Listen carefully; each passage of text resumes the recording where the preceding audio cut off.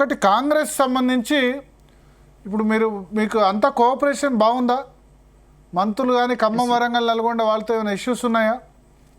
ఏం ఇష్యూ లేదండి. అంత పకడ్బందీగా అనుకున్న విధంగా మా మంత్రులు కానీ, మా ఎమ్మెల్యేలు కానీ, మా ఇన్ఛార్జీలు కానీ, మా పార్లమెంట్ సభ్యులు కానీ, మా నియోజకవర్గ కోఆర్డినేటర్లు కానీ ఎప్పటికప్పుడు సమన్వయంతో పైపెచ్చు ముఖ్యమంత్రి రేవంత్ రెడ్డి గారు ఎప్పటికప్పుడు ప్రతి ఈవినింగ్ దీనిపైన మానిటర్ చేస్తా ఉన్నాడంటే కాంగ్రెస్ పార్టీ ఎంత సమన్వయంతో ఈ ఎన్నికల్లో ఈ పట్టభద్రుల ఎమ్మెల్సీ ఎన్నికలు తీసుకుందో అర్థం చేసుకోవచ్చు.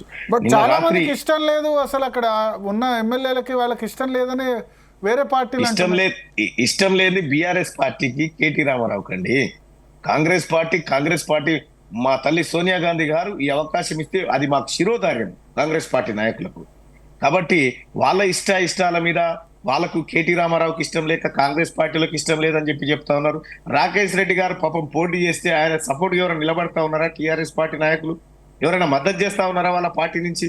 కనీసం రివ్యూ మీటింగ్ కు రమ్మంటే 150 మందిని పిలిస్తే 40 మంది వచ్చిరంటే దాన్ని బట్టి అర్థం చేసుకోవచ్చు. ఎవరికి ఇష్టం లేదు. ఆ తర్వాత మళ్ళీ అందరు జైన్ అయినట్టున్నారు కదా ఒక్కొక్కరుగా. అంతా ఏం చేయనయ్యారు? ఎక్కడ ఆయన ముఖం చూపిస్తూ అవతల పడుతున్నారు. చాలా మంది మీటింగ్లకు కూడా హాజరైతలేరు. నిన్న మొన్న చూస్తా ఉన్నాం ఖమ్మంలో అట్లా ఎట్టి పరిస్థితుల్లో మీరు హాల్ నింపండి అని చెప్పి బతిలాడుకొని పైసలు ఇచ్చి తెచ్చుకునే దురావస్థ ఎందుకు వచ్చిందండి? ఇంతమంది మద్దతు చేస్తే ఆ పార్టీలో ఆ పార్టీకి మనుగడ లేదు కాబట్టి, ఆ పార్టీ మునిగిపోయినావు కాబట్టి, ఆ పార్టీని ఎవరు నమ్మట్లేదు కాబట్టి, ముఖ్యంగా కేటీ రామారావు బీఆర్ఎస్ పార్టీని సర్వనాశనం చేసిందనేటువంటి ఉద్దేశానికి వచ్చారు కాబట్టి ఇవాళ ఆ పార్టీ నాయకులు కూడా ఎవరు ఆ పార్టీ అభ్యర్థి కోసం పనిచేసిన పరిస్థితి కనిపిస్తలేదు ఎక్కడ. ఓకే, అంటే మీ ఉద్దేశంలో వాళ్ళు అవుట్ రైట్ గా ఆ క్యాండిడేచర్ మీద, రాకేష్ రెడ్డి క్యాండిడేచర్ మీద టీఆర్ఎస్ లో వ్యతిరేకత ఉందంటారా? అంటే ఒక విషయం ఏంటంటే వాస్తవానికి కూడా బీఆర్ఎస్ పార్టీలో చాలా మంది పనిచేసినటువంటి మేధావులు ఉన్నారు, అడ్వకేట్స్ ఉన్నారు, ప్రొఫెసర్స్ ఉన్నారు. అంతేందుకు అన్ని వర్గాల నుంచి పనిచేసి ఉద్యమం కాలం నుంచి మొన్నటి వరకు టీఆర్ఎస్ పార్టీ అంటున్నారు. వాళ్ళ కనీసం గుర్తింపునియకుండా ఇస్తే కార్పొరేట్ శక్తులకు ఇస్తాం, లేదంటే పార్టీ మారొచ్చినటువంటి పరిస్థితుల్లో ఆ కొత్తగా వచ్చిన వాళ్ళకి ఇస్తాం. మరి ఈడున్నటువంటి వీళ్ళెటు పోవాలి? ఎవరు ఇంతకాలం పాటు టీఆర్ఎస్ పార్టీ జెండా మోసి ఆ భావాన్ని ప్రజల్లోకి తీసుకుపోయినటువంటి మేధావి వర్గం పెట్టుకోవాలి. వాళ్ళకి ఏమైనా నిత్య ప్రయత్నం చేసినావా? అది కూడా ఇవ్వకపోతుంది. అందుకే వాళ్ళలో ఒక ఆందోళన కనిపిస్తూ ఉంది. ఓకే, బట్ ఇక్కడ ఒకటి కంపేర్ చేస్తున్నారు. రాకేష్ రెడ్డి బిట్స్ పిలానీలో గోల్డ్ మెడలిస్ట్. మల్లన్న క్వాలిఫికేషన్ ఏంటి?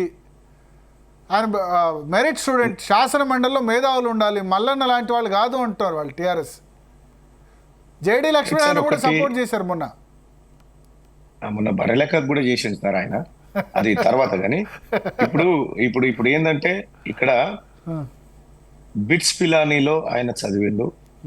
నేను ఉస్మానియా యూనివర్సిటీలో ఎంసీజే చేసిన సార్. నేను ఉస్మానియా యూనివర్సిటీ పరిధిలో బిఏ ఈపీపీ చదువుకున్నా.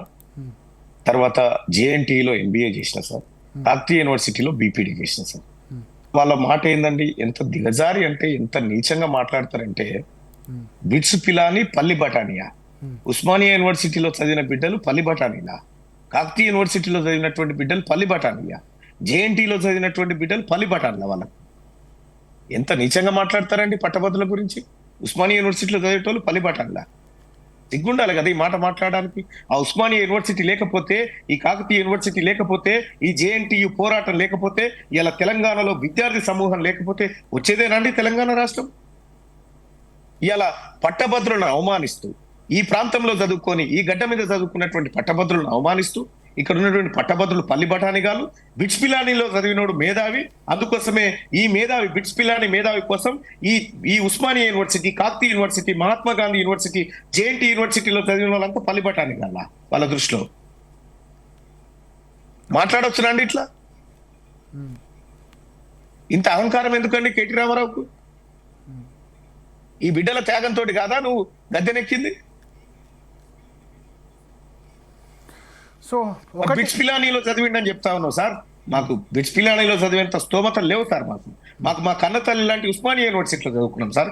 మా కన్నతల్లి లాంటి కాకతీయ యూనివర్సిటీలో చదువుకున్నాం సార్. మాకు అవకాశం ఇచ్చినటువంటి రాజశేఖర్ రెడ్డి గారు రియంబర్స్మెంట్ తోని జేఎన్టీలో ఎంబీఏ చేసినాం సార్ మేము. మాకు అవి తెలుసు కానీ మాకు ఇవి తెలియదు సార్. ఇవాళ నిజంగా ఉస్మానియా యూనివర్సిటీలో చదవడం అవమానకరమని కేటీ రామారావు చెప్పదలుచుకున్నాడండి ఈ మాట? కాకతీయ యూనివర్సిటీలో చదువుకోవడం అవమానకరమైనటువంటి విషయం అని చెప్పదలుచుకున్నాడు అండి. నాకు అర్థం కాదు. ఎంత బాధాకరమైన విషయం అండి ఇది.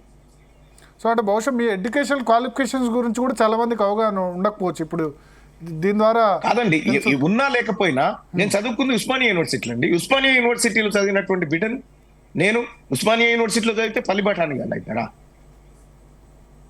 ఓకే, మీకు మీరు కేటీ రామారావు గారు మీరు కూడా నిజాం కాలేజీలోనే చేసిరు కదా. మన బుద్ధి ఉండాలి కదా మాట్లాడేటప్పుడు, ఈ మాట మాట్లాడేటప్పుడు. ఎస్, నేను ఈ పట్టభద్రులను అవమానించడం మంచిది కాదని చెప్పి ఒక ఆలోచన రావాలి కదా. ఇవాళ లక్షలాది మంది బిడ్డల్ని తయారు చేసినటువంటి ఉస్మానియా యూనివర్సిటీ, కాకతీయ యూనివర్సిటీ, అందులో చదువుకొని పట్టభద్రులైనటువంటి వాళ్ళు పల్లి బఠాని కాదు వాళ్ళకు. వాళ్ళ దృష్టిలో ఇక్కడ చదువుకున్న వాళ్ళు పల్లి బఠాని వాళ్ళు కావచ్చు, కానీ నా దృష్టిలో వాళ్ళు గొప్ప వాళ్ళు, వాళ్ళు మేధావులు నా దృష్టిలో. ఓకే.